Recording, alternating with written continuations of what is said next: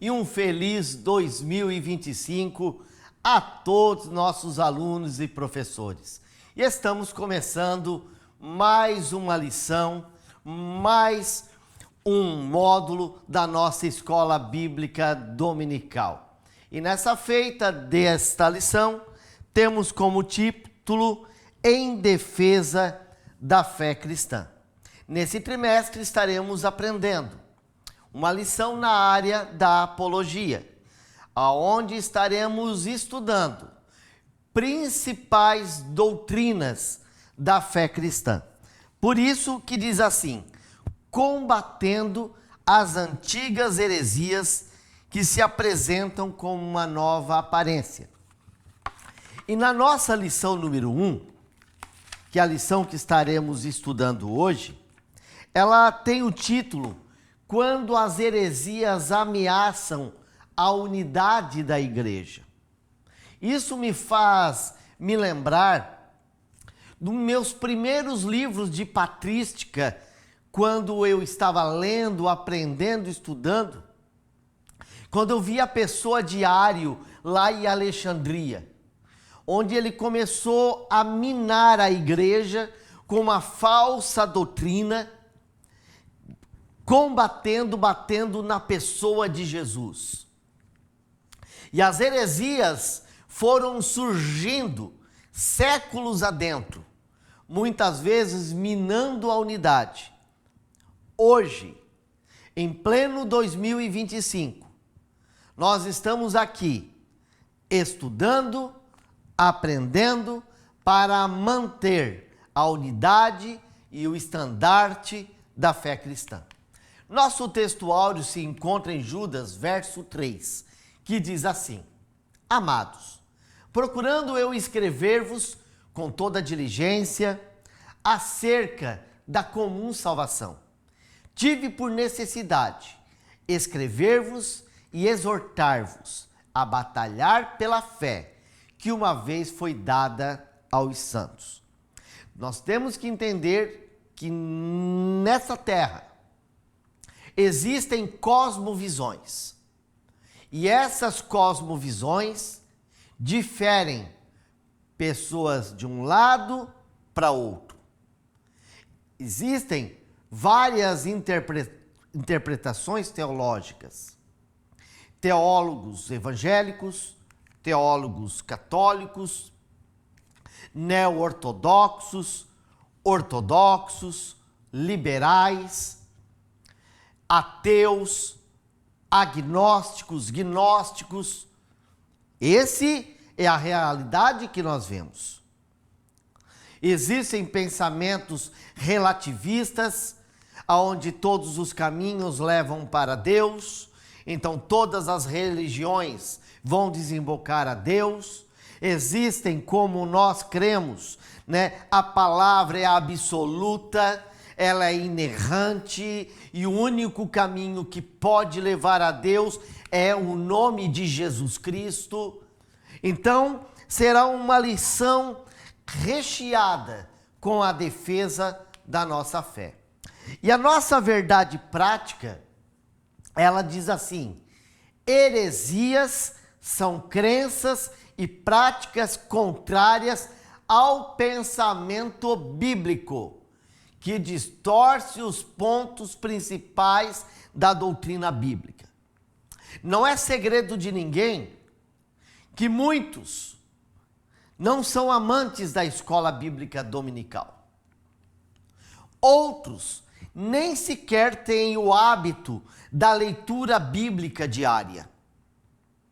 Só que a nossa fé está fundamentada na revelação de Deus através das Escrituras.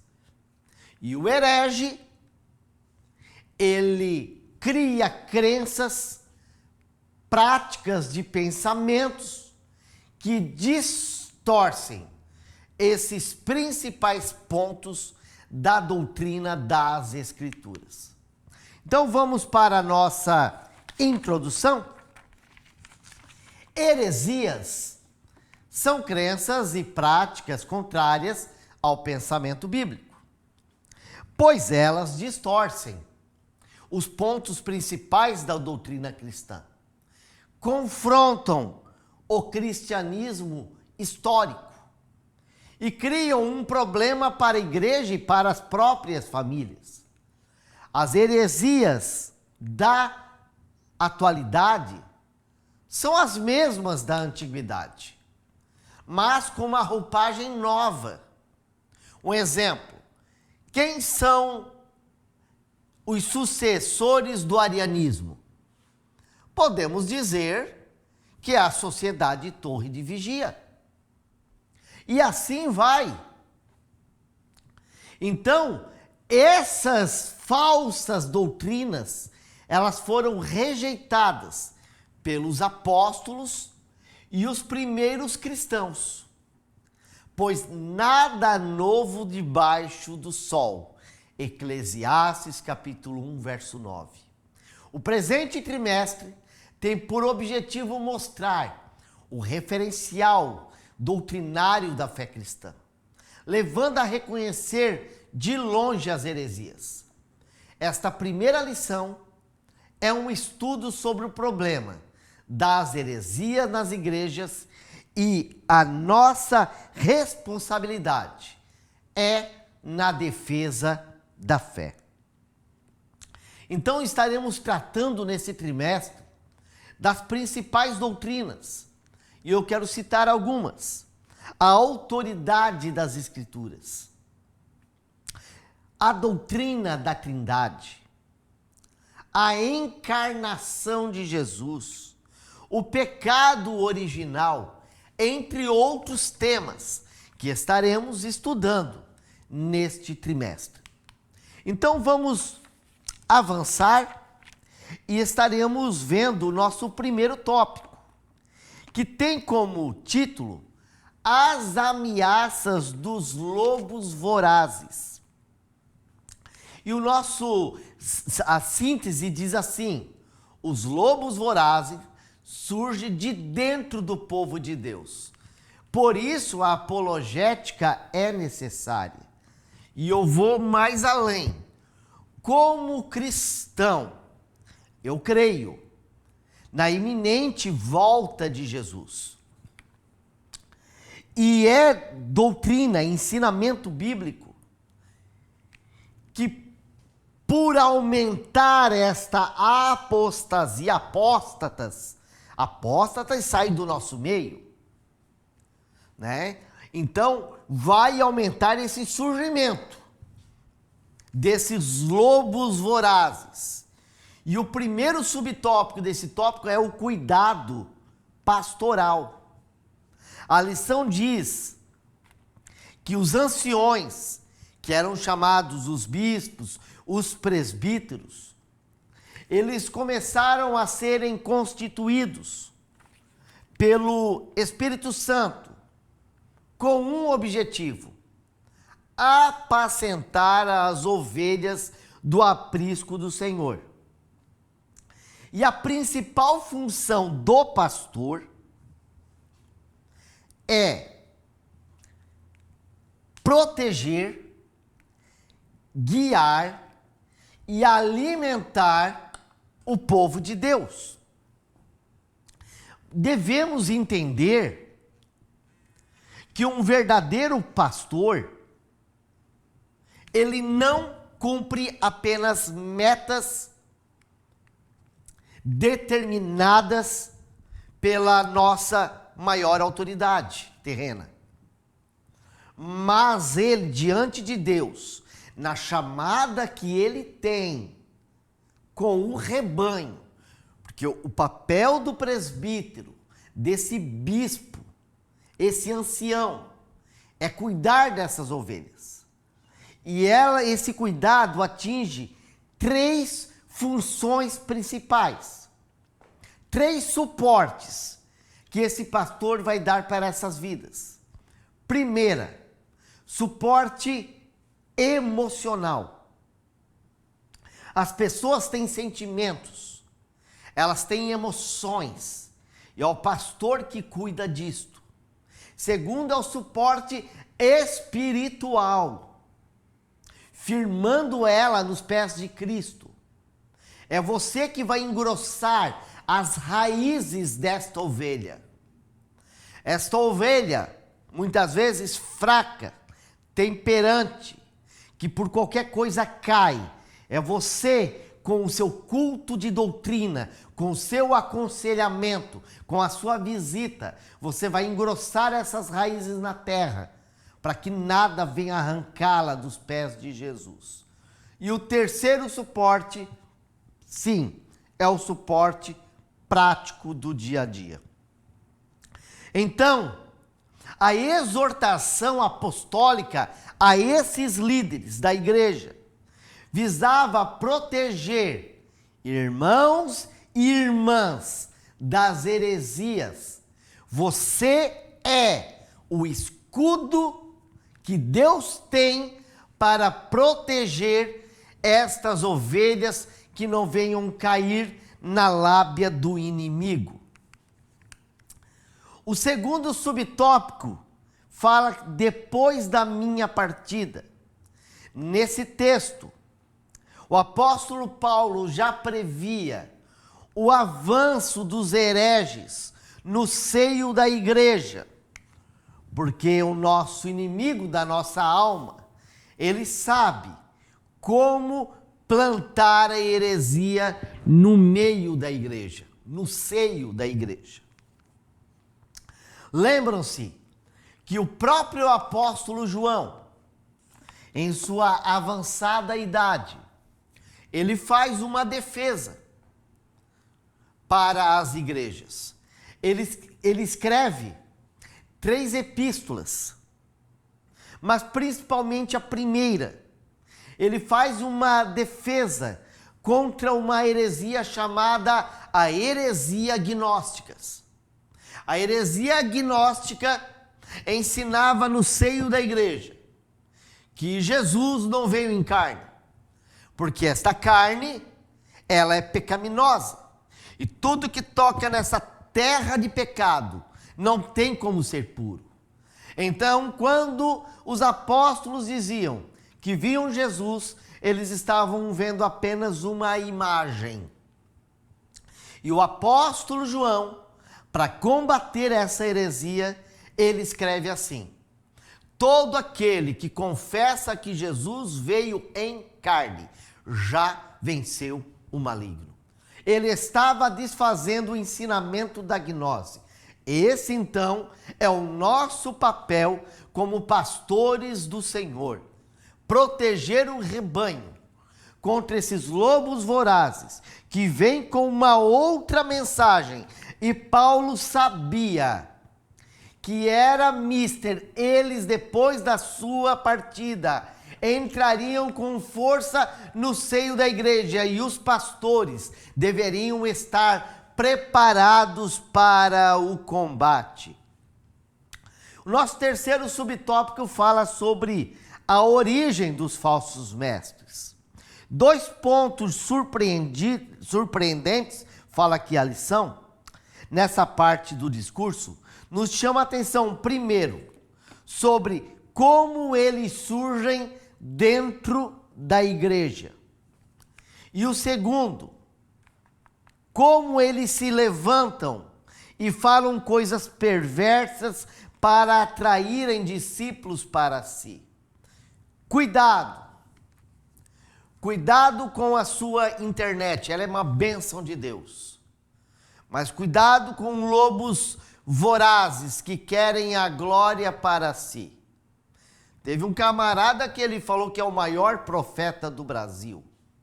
Isso não existe. O que existe é a presença do Espírito Santo que está sobre a igreja, onde tem levantado homens e mulheres com os seus dons ministeriais. Apenas isso. Todos são vasos escolhidos para uso do Senhor. Deus não tem estrelas. E aqui ainda diz na lição: entre eles estão os que se posicionam acima das Escrituras, sem o menor pudor espiritual.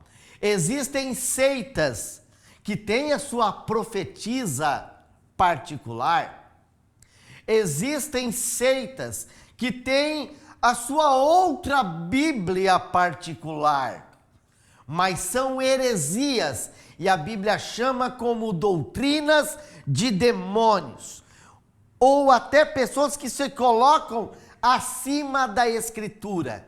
E o tempo fala todas as coisas, porque o tempo revela. O lugar dessas pessoas que se colocam acima das Escrituras sempre é a queda lá na frente, pode ter certeza. Cuidado com os discursos modernos. Cuidado com aquele que diz assim: ah, porque naquela época estava errado, agora estamos certo. Não, Jesus abençoava lá, Jesus abençoa aqui, porque Jesus está em todos os tempos. E a palavra de Deus é inerrante e ela não muda. O nosso segundo tópico fala sobre o que é apologética. Então vamos entender na nossa síntese. O cristão é chamado a responder de maneira respeitosa às objeções contra a fé cristã. Então, vamos aprender a definição para nós sabermos que a apologética me ensina como responder. Mas escute, eu vou responder alterado? Eu vou responder brabo? Vou querer ser o dono da verdade e mandar a pessoa fechar a boca, por exemplo? Não, porque eu não sou novo convertido para agir dessa forma. Você vai falar com a maior respeito do mundo com as pessoas, com espírito de mansidão, porque quem convence não é tom de voz, quem convence é o poder do Espírito Santo. E ele sim colocar as palavras dele na tua boca para chegar às almas. Então vamos para a nossa definição.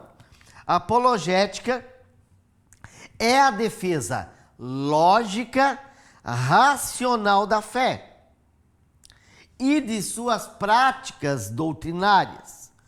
O termo vem do substantivo grego apologia, que significa defesa, resposta, dar resposta. Isso é apologia. A apologética mostra que o cristianismo é racional. O cristianismo não é uma emoção, é raciocínio lógico. Eu sempre falo nas igrejas que eu pastoreio, e eu falo o seguinte: o evangelho não é arrepio, evangelho não são sinais, o evangelho é racional. Cristo morreu na cruz pelos meus pecados e pelos pecados do mundo. Sacrifício uma vez só. Então não tem sentimentalismo. É acreditar, é crer, é fé, é confiança. Crer na obra salvadora que Cristo nos deu. Então, isto é a minha fé. E a apologética é entender que o cristianismo é racional. Os dados da revelação podem ser explicados. Daí a lição diz assim, de uma maneira metódica. O que quer dizer assim? O que quer dizer? De uma maneira ordeira, com ordem, passo a passo. Eu consigo explicar, sistemática, dividida em blocos. Portanto, esta apologética, essa doutrina pode ser explicada de um modo aceitável. O que Pedro queria falar em sua defesa? Então vamos entender. Pedro escreve aqui em 2 Pedro capítulo 1, né? Ele escreve assim: temos muito firme a palavra dos profetas, o qual bem fazeis em estar atentos, ou seja, meditando naquela palavra bíblica, como uma luz que ilumina no escuro, até que o dia amanheça a estrela da alva apareça em vossos corações, sabendo primeiramente que nenhuma profecia da Escritura é de particular interpretação, porque a profecia não é produzida pela vontade de nenhum homem, mas os homens santos de Deus falam inspirados pelo Espírito Santo. Então, essa defesa que Pedro faz sobre o Evangelho é uma resposta de acusação. Que esta palavra apologética apareça no sentido do Novo Testamento como defesa de uma acusação tanto formal, porque aquele que ataca, ele difama. E a palavra difamar do grego esperanzo significa insulto, tratamento com abuso. E o versículo 16, ele vai falar do testemunho cristão que serve para provar a inconsistência das acusações. Ele diz: porque não vos fizemos saber o poder e a vinda de Jesus segundo fábulas, astuciosamente composta, mas nós vemos e vimos a sua majestade. Então Pedro, nesta carta, está fazendo a defesa da sua fé, como o apóstolo Paulo também fez a sua defesa diante de Festo e diante de Agripa, fazendo a sua defesa, a sua apologia de Jesus, o verdadeiro Deus. E agora a pergunta que não quer calar: por que devemos combater as heresias? Para defesa própria. Os cristãos devem estar informados daquilo que vários grupos ensinam e saber a forma de refutá-la biblicamente, para ajudar os outros na compreensão da própria fé. Deixa eu dar um exemplo. Alguém chega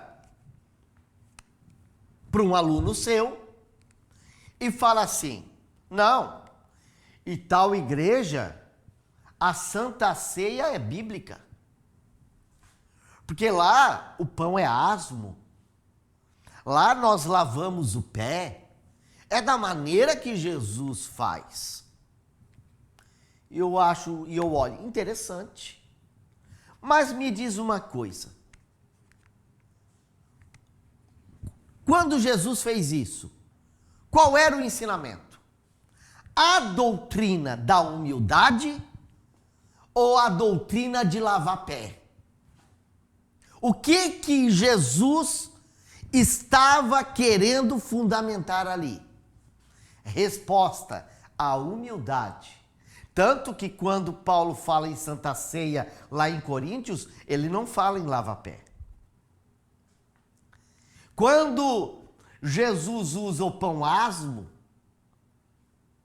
que era tradição em Israel, o que é a doutrina? O pão não ter fermento ou a nossa vida não ter a falsidade, que é o que o fermento faz? Quando Jesus proclama para vocês não ter o fermento dos fariseus, então a questão é que o herege vai vir colocar coisas usando a palavra e distorcendo o verdadeiro sentido. E nós, professores, nós, obreiros, lideranças da igreja, tem que fazer apologia, ou seja, dar resposta à altura. Mas vamos continuar. Então, aqui vai continuar, agora nós entrando no nosso terceiro tópico, que diz o que são então heresias.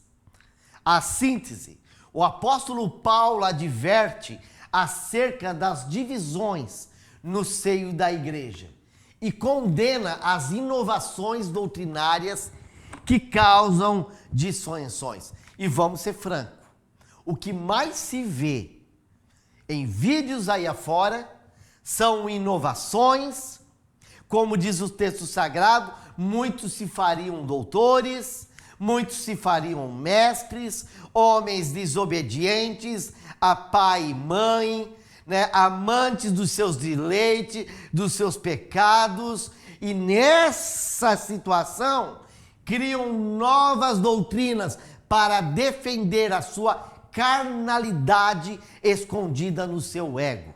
Então, nós vamos para o primeiro tópico, que diz seitas e heresias. A palavra aireses, do Novo Testamento grego, é traduzida como seitas e heresias. A palavra seita é usada para usar em religiões heterodoxas. O que quer dizer? Trazendo assim muitas vezes um tom pejorativo, por isso devemos saber quando aplicá-lo, quando é a hora de chamar um certo segmento de seita, tá? Porque é o abandono da tua fé. O aireses do Novo Testamento quer dizer um partido, é um espírito sectário e nem sempre representa uma ruptura. Às vezes, esse partido está no nosso meio. Por exemplo, a teologia liberal está no nosso meio. Pode ser que na tua escola teológica tenha alguém adepto à teologia liberal. Pode ser que na sua igreja, quem sabe você não seja da Assembleia de Deus, você seja de outra denominação, por exemplo, uma presbiteriana, e pode ser que tenha alguém aí que acredita nos pensamentos de Armínio sobre o livre-arbítrio. Pode ser que nós que somos da Assembleia de Deus, ou igrejas tradicionais que pensam como nós, que somos arminianos, tenham pessoas que creem em João Calvino, e cria-se um partido, porque essa polêmica está desde 1500 e alguma coisa, e os debates são acalorados. Devemos entender que essas heresias, esses partidos sectários criam rachas dentro da igreja, por isso que lá no começo da lição fala sobre unidade. Não estou aqui dizendo que arminianismo ou calvinismo sejam heresias, mas o que eu quero dizer é que criam divisões em algumas igrejas. Existem muitos desigrejados hoje, pelo Brasil afora, por causa desses partidarismo. Pessoas que não aceitaram mais ficar na igreja que congregavam, foram para outra, não se adaptaram, ficaram com vergonha de voltar aonde eles estavam e acabaram ficando em casa.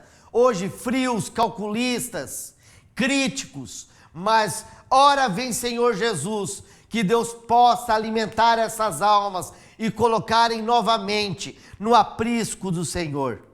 As heresias de perdição. Nessa passagem de 2 Pedro 2:1, a palavra aireses apresenta o sentido de erro doutrinário como a heresia, propriamente dita no campo teológico que nós conhecemos hoje.